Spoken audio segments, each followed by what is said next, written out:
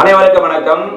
இன்றைய பயிற்சி நாளைய தேர்ச்சி, முயற்சி மெய்வருத்த கூலி தரும் என்று கூறி இன்றைய வகுப்பில் நாம் தொடர்ந்து பார்த்து கொண்டு வருகிற பாரதிய சாட்சி அதிநியம் 2023 சாப்டர் 2 பார்த்து கொண்டிருக்கிறோம். Relevancy of fact 3 to 50. இப்போ செக்ஷன் 45 என்ன சொல்கிறது என்பதை பற்றி பார்க்க போகிறோம்.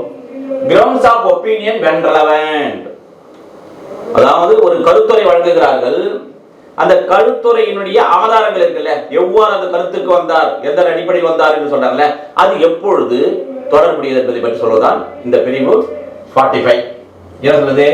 whenever the opinion of any living person is relevant, the grounds on which such opinion is based are also relevant.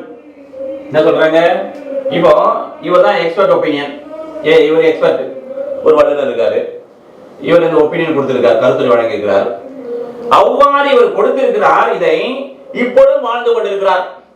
அப்படி என்றால் இவரால் கொடுக்கப்பட்ட இந்த கருத்துரையானது தொடர்புடையதாகும். அதே போன்று இந்த ஒப்பீனியன் கொடுப்பதற்கு என்னென்ன ஆதாரங்கள், எதன் அடிப்படையில் அவர் கொடுத்தார், ஐயா இப்படி எல்லாம் பார்த்தேன், இந்த ஒப்பீனியன் எப்படி கொடுத்தீங்க, இந்த நான் அப்படி அதெல்லாம் பார்த்தேன், நானே வெரிஃபை பண்ணேன், இந்த எக்ஸ்பெரிமெண்ட் பண்ணேன், இவ்வாறு சொல்கின்றாருன்னு சொன்னால் அந்த ஆதாரங்களும் தொடர்புடையவைதான் என்று சொல்கின்றது. சரி, இப்போ இல்லஸ்ட்ரேஷன் பார்த்தா நமக்கு ஈஸியா புரியும். என்ன illustration? an expert may give an account of experiments performed by him for the purpose of forming his opinion. அதேதான் இப்ப நம்ம சொன்ன ஏற்கனவே பார்த்ததுதான். இப்ப இவர் ஒரு எக்ஸ்பர்ட் இருக்காரு, நிபுணர்.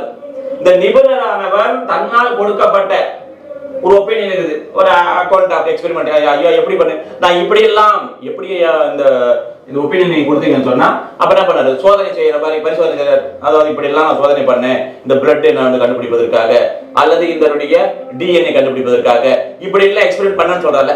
அந்த கிரவுண்ட்ஸ் கூட எவ்வாறு அந்த கருத்துரைக்கு வந்தார் என்கின்ற அந்த ஆதாரங்கள் கூட தொடர்புடையதான் என்று சொல்றது இல்லஸ்ட்ரேஷன் என்று கூறி அடுத்த வகுப்பில் சந்திப்போம். நன்றி, வணக்கம்.